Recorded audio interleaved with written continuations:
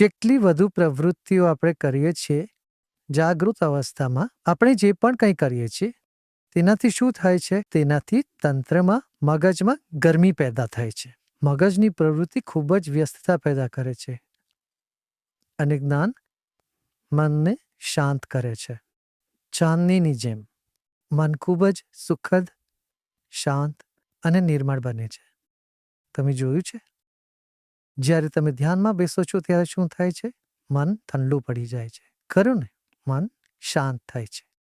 તમે શાંત નથી રહી શકતા જ્યાં સુધી મન શાંત ન હોય.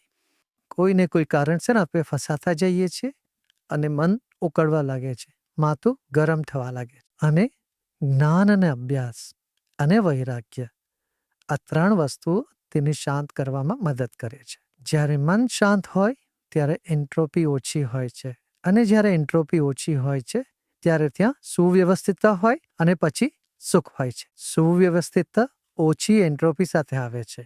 એનો અર્થ કાર્યક્ષમતા, જેનો અર્થ સુખદાયકતા. અને મન જ્યારે ખૂબ જ નિર્મળ બને ત્યારે ગંભીર શાંતિ આવે.